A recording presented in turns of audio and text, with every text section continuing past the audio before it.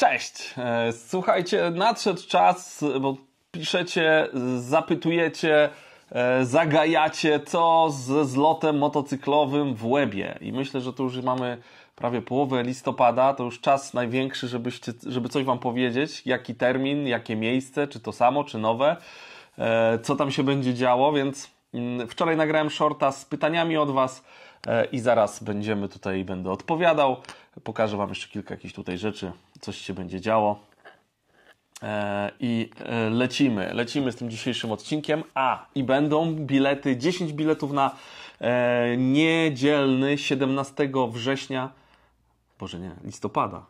Listopad. 17 listopada jest Oldtimer Bazar we Wrocławiu, czyli giełda starych motocykli, części, samochodów, różnych rzeczy, staroci. Więc będzie 10 wejściówek, wystarczy być subskrybentem i zostawić odpowiedni komentarz. Ale to Wam powiem na koniec. A teraz sobie zobaczymy, bo napisałem Wam prośbę o pytania. Sporo tych pytań się pojawiło, więc już patrzymy, o co pytaliście, tak? O co pytaliście? Dobra, zobaczymy, bo na różnych platformach dodałem. Najpierw sobie zobaczymy pytania z Facebooka. Tu mamy 73 tysiące obserwujących. Pochwalę Wam się, bo dzisiaj dodałem też taką informację, że w zeszłym miesiącu 3830 subskrybentów nowych doszło. 3,6 miliona tylko w ostatnim miesiącu wyświetleń i czas oglądania 4 miliony 200 tysięcy minut oglądniętych filmów, więc to bardzo dużo. I już sobie patrzę tutaj na te komentarze. 52 komentarze. Zobaczymy wszystkie. All comments i lecimy. Grzegorz Woźniak. Czy będą zniżki dla niskich osób? No, to by było chyba na tyle. Jakby nie segregujemy ludzi, czy niskich, czy wysokich, więc to Grzesiu, zapraszam serdecznie na zlot. Ja mam takie pytanie. Termin, miejsce, kiedy bilety i czy da się jakoś przyspieszyć ten cholerny czas? Magdalena Szymkiewicz. Madziu, termin. Zawsze mamy termin w tym długi weekend sierpniowy, tak? To jest już tak ustalone w terminarzu zlotów motocyklowych polskich i międzynarodowych. Ja zawsze ten termin jest jakby zabukowany dla nas, bo Łeba jest imprezą międzynarodową i sporo ludzi też przyjeżdża z różnych stron świata na nasz zlot. Więc podaję termin 14-17 sierpnia. 14-17 sierpnia. Zaraz powiem też, bo są pytania, kiedy można przyjeżdżać, od kiedy. To wszystko będzie. Myślę, że jeszcze będzie w ogóle sporo filmów, na których będę mówił, co tam się będzie działo. Czyli tak, termin mamy, kiedy bilety.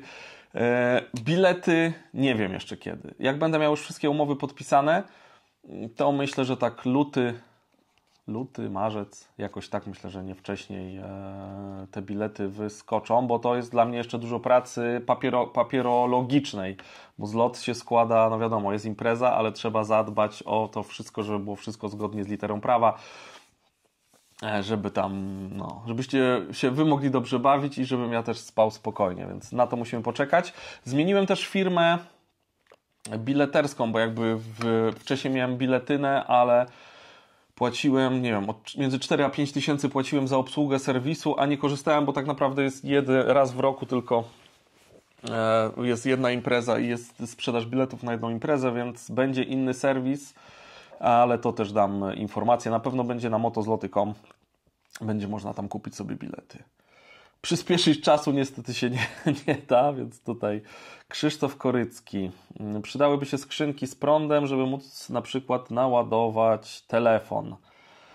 Z prądem jest zawsze problem, bo były takie lata, że udostępnialiśmy prąd zlotowiczom, tam nie wiem, z cateringu czy od sceny, ale to się działo tak, że często była jakaś tam skrzyneczka, która się później, ktoś się dołącza od jednego do drugiego i nie wiem, ludzie też nie wiecie, że malutki przewód ogrodowy, który tam ma 0,1 albo w najlepszym wypadku przekrój, a były podłączane różne rzeczy i te przewody się paliły się gniazda, paliły się skrzynki, Jeszcze nic się nie działo, jeżeli to była jakaś skrzynka od cateringu, no też się działo, bo była jakaś awaria, musiał elektryk latać, ale były też takie przypadki, że czasami nawet nielegalnie tam jacyś zlotowicze się podłączali do skrzynki, gdzie była scena. No i wtedy jak wywalało scenę, no to sprzęt, wszystko, to niestety nie ma takiej możliwości. Będę myślał, bo zawsze można ładować sobie na bramie, można ładować też właśnie gdzieś tam na cateringu, czy tam u jakichś znajomych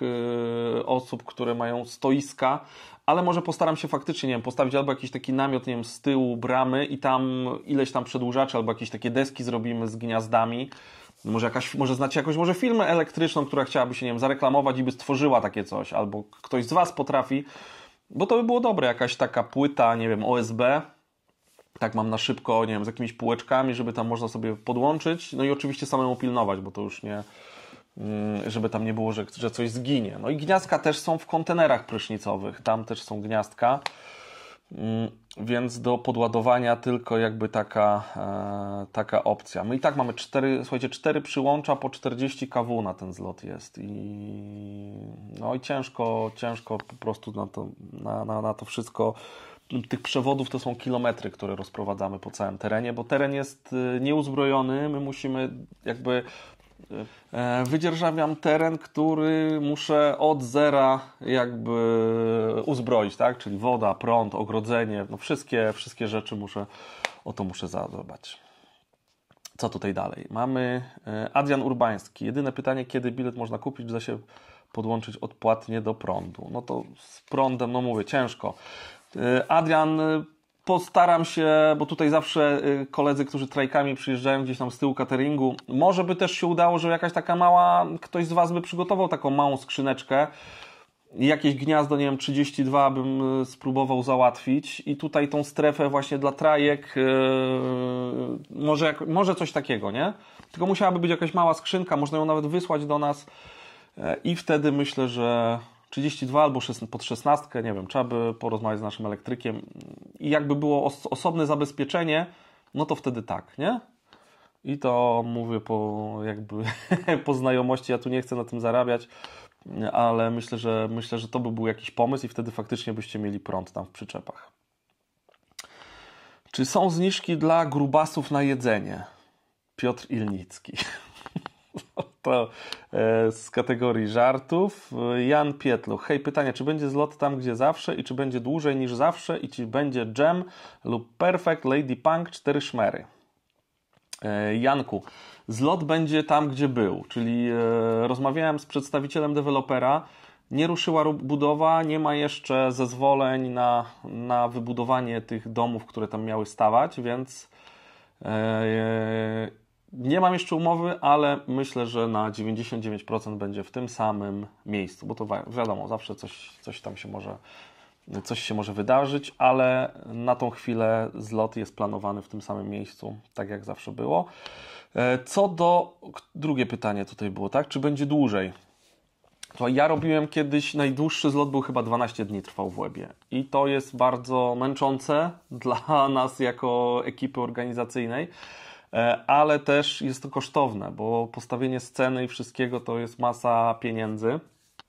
Ale zawsze udostępniamy tak, że można wcześniej przyjechać, czyli sobie my już przyjeżdżamy powiedzmy w piątek czy w sobotę przed zlotem tydzień i jak ktoś ma ochotę, może sobie wcześniej przyjeżdżać, masa ludzi właśnie jest na polu, pomaga nam rozkładać, ogradzać, takie się już zrobiły znajomości naprawdę długoletnie no i fajnie, jak masz ochotę, czy ktokolwiek ma ochotę z innych przyjechać, to śmiało pisać, że chce przyjechać wcześniej, można się rozbić czy tam na innym polu, ale koncertowo dopiero od czwartku ruszamy. Co do Jamu, Perfect Lady Punk to są kwoty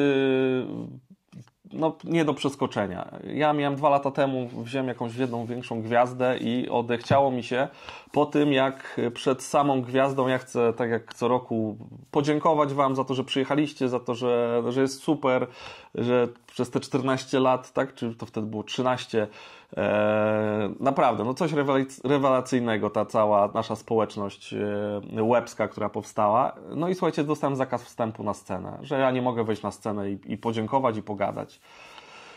I miałem taką konsternację, no mówię, ja tu za wszystko płacę, chcę coś pogadać, a nie mogę. Więc to już się dla mnie stało takie... Ja wtedy walczyłem też ze swoim trochę ego i tak troszeczkę pokory poćwiczyłem i się zastanawiałem, mówię, tam podjąłem jakby takie decyzje, że więcej jakichś takich zespołów, gwiazdorów nie będzie niestety w Łebie. Bo to już jakby to sam taki zespół to nie... Ten zlot ma klimat niesamowity, tak? Jest miejsce. Są ludzie, którzy przyjeżdżają z całej Polski, z całej Europy, a nawet tam ostatnio rok temu mieliśmy z Kanady gościa. Morze, kurort, wszystko to jest, nie potrzeba aż takich zespołów, więc tutaj jeżeli chodzi o taki zespół jak Jam, czy Perfect, czy Lady Punk, to już są kwoty koło 100 000 za sam występ, a gdzie do tego technika, sprzęt, hotele i różne inne rzeczy, ich zachciewajki, więc niestety takich zespołów więcej nie będzie, ale będę się starał coś takiego, żeby też się spodobało i coś fajnego. Myślałem też jeszcze, bo dostałem taką ofertę, pokaz strongmanów z jakimiś tam konkurencjami. Nie wiem, napiszcie też w komentarzach, jak wy to widzicie, czy wam by to sprawiło jakąś... Bo wiadomo, jak coś nowego, to można jak najbardziej wejść, ale z już takimi grubymi zespołami to myślę, że nie. No, druga sprawa, że właśnie nie ma jakiegoś takiego sponsora strategicznego, który by objął, nie wiem, patronat i zasponsorował wtedy scenę, kapelę. Wtedy jeszcze osoba, która by się zajmowała tym zespołem, bo to też jest kolejna rzecz. Czy Paweł Morawski, wiesz kiedy Motobazar w Łodzi?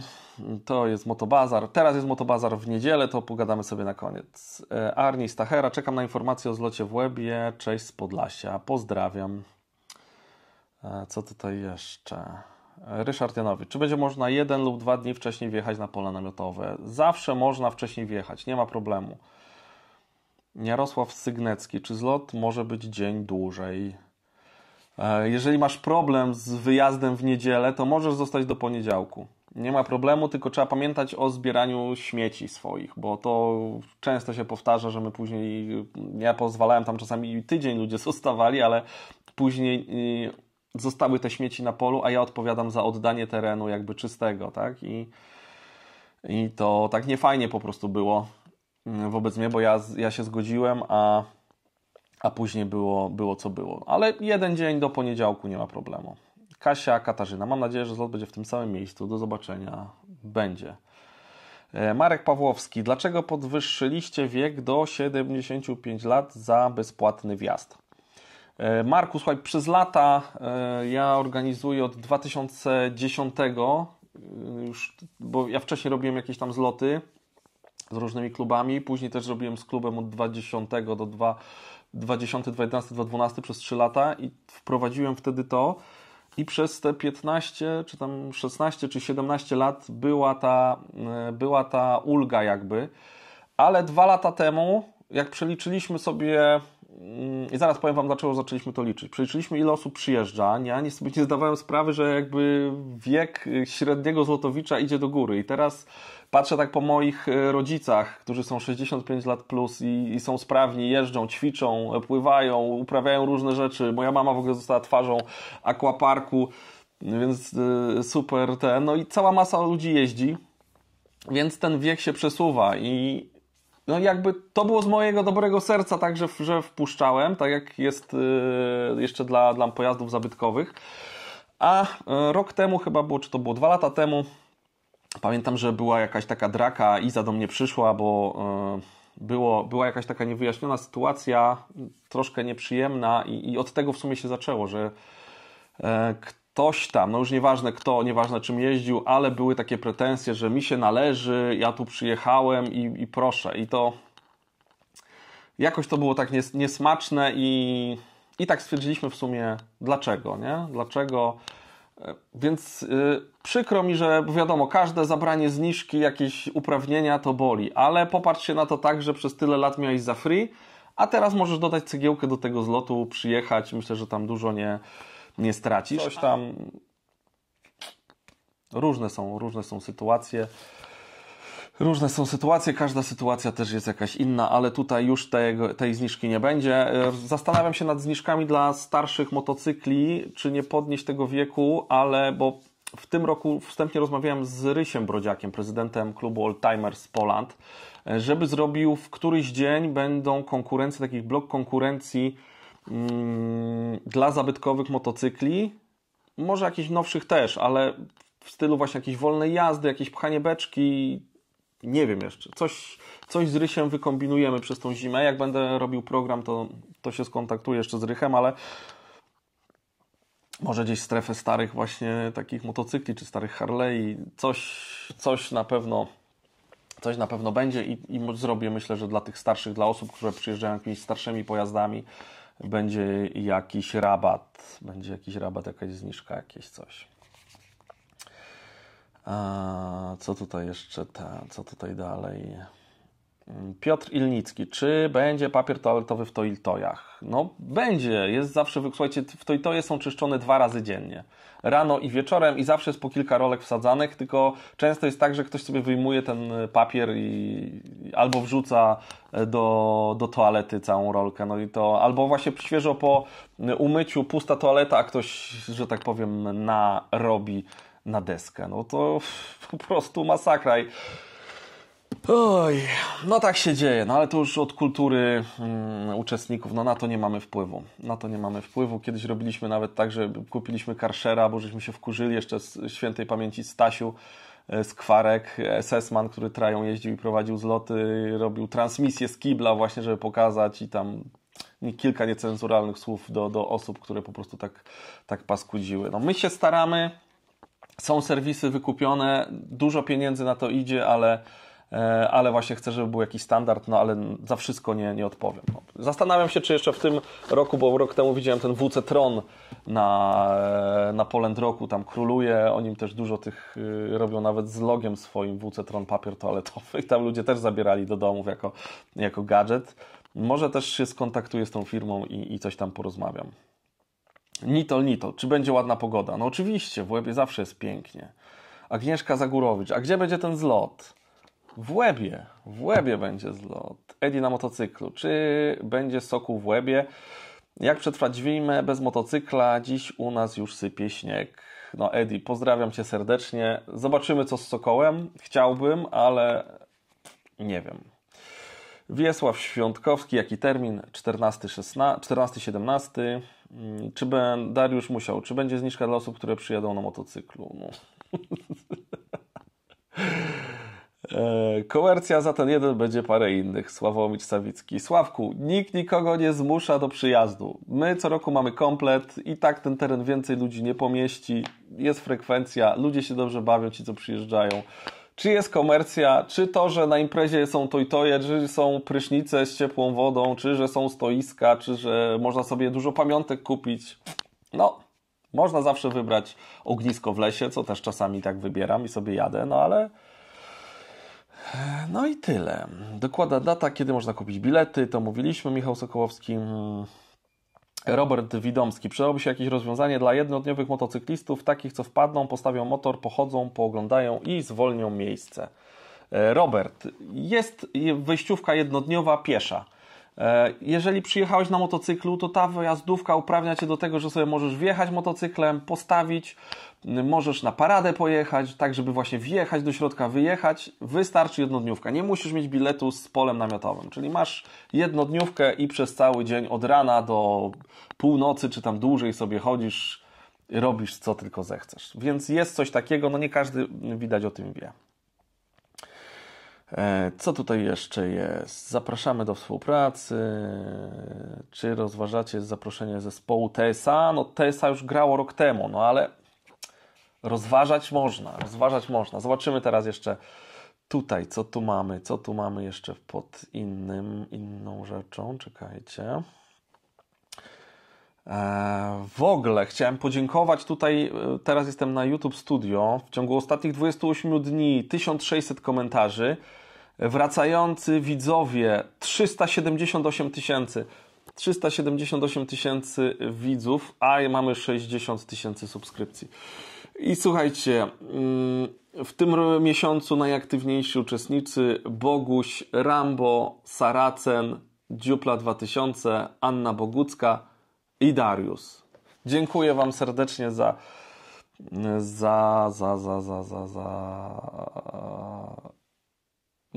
aktywność, nie? Za aktywność, bo to bardzo jest wspierające. Słuchajcie, ja już patrzę tutaj jeszcze sobie tylko na YouTube'a.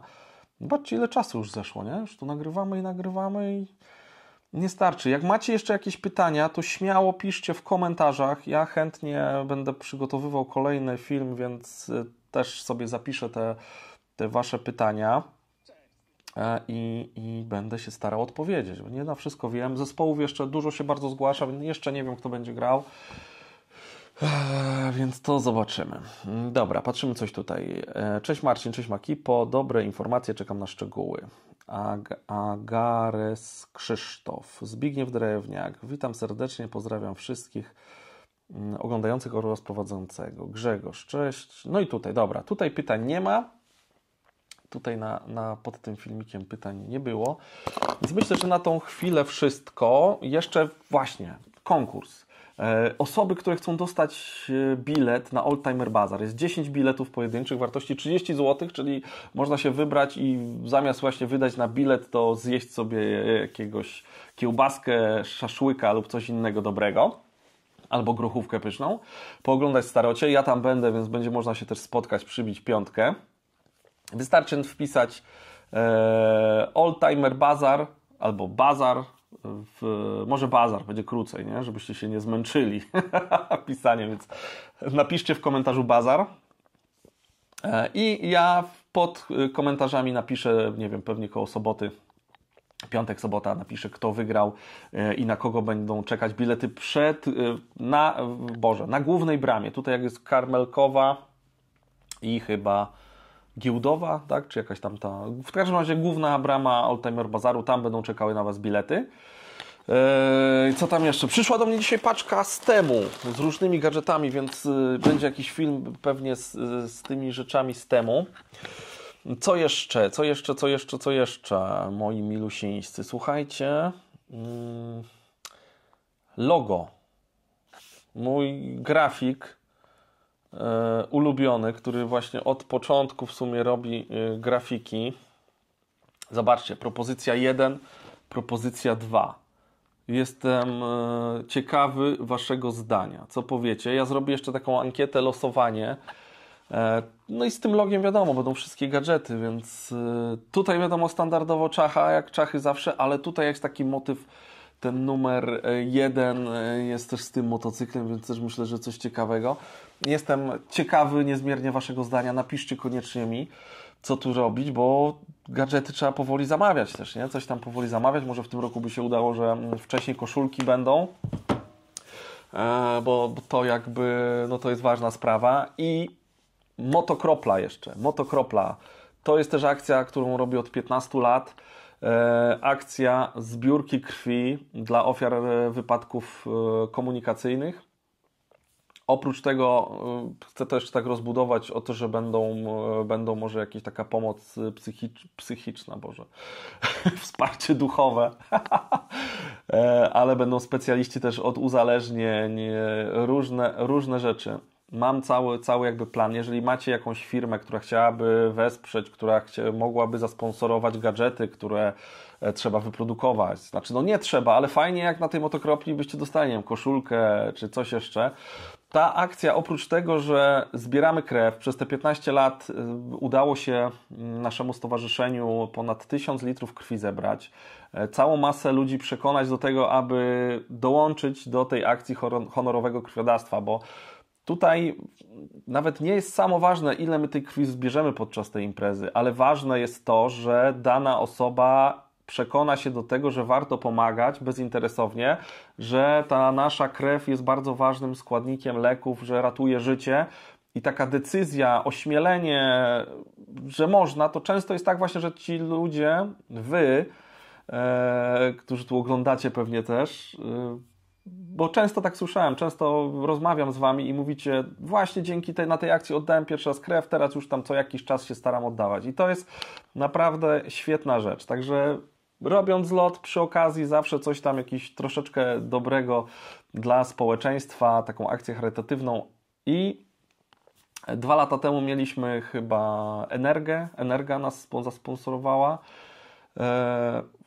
Teraz czekamy. Jeżeli macie gdzieś jakieś znajomości, jakiegoś znajomego, kto by może chciał coś, albo zna kogoś, kto by chciał, to podesłać mi informację. Ja podeślę mu takiego linka, maila z informacjami co i jak.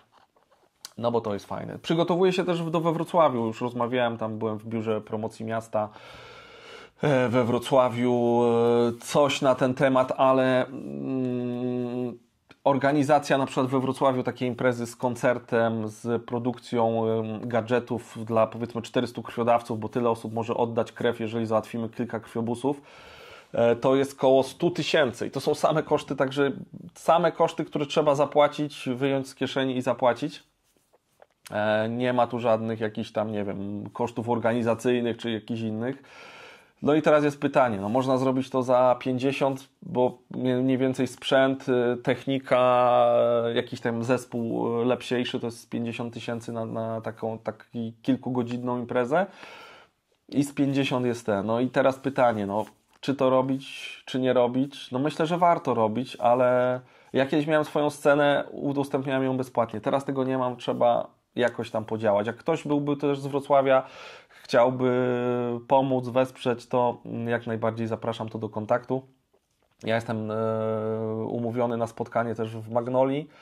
Zobaczymy, czy tam dyrekcja, bo kiedyś było sporo lat właśnie to pod Magnolią, ale teraz w tym roku jest taka opcja, że albo jeżeli się uda uzyskać pieniążki, to albo będzie pod Magnolią, albo by było to na wrocławskim rynku. To też jest fajne miejsce, no ale zobaczymy jak tu z tymi, więc to na razie nie wiem. Na Łebie też chcę zorganizować tą motokroplę, ale wiadomo. Dobra, to jest chyba to. Nie wiem, co jeszcze Wam chciałem powiedzieć.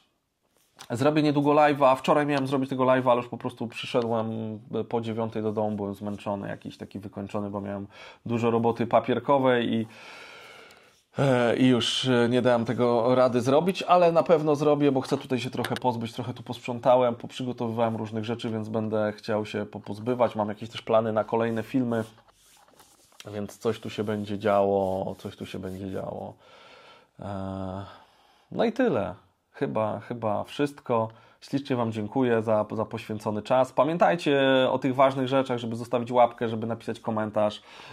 A jak nie subskrybujesz albo właśnie tam się nie zalogowałeś, to zaloguj się, zostaw tą subskrypcję. To jest mega ważna sprawa dla mnie i za to Ci ślicznie dziękuję. I żegnam się dzisiaj. Do zobaczyska. Pa, pa. O, koszulki z motywem Sokoła 1000 z moim silnikiem już dostępne na stronie www.motozloty.com w 4 wersjach kolorystycznych, że serdecznie zapraszam do zakupów i wsparcia odbudowy kultowego polskiego motocykla Sokół 1000. Cześć! Na koniec, słuchajcie, pozwolę sobie na reklamę mojego przecudnego, przeuroczego sklepiku motozloty.com. Jeżeli szukasz pomysłu na prezent, na podarek dla siebie, dla bliskiego, dla faceta, dla męża, dla chłopaka, dla dziadka, wujka, babci, stryjka, to idealnie trafiłeś. Wejdź na stronę motozloty.com i tam znajdziesz miliony pomysłów na prezenty, naszywki, wpinki, szyldy, blachy, no mamy tam tego całą masę. W opisie masz kod rabatowy, od 100 zł wysyłka bezpłatna. Miło mi będzie, jak trafisz do mnie, hej!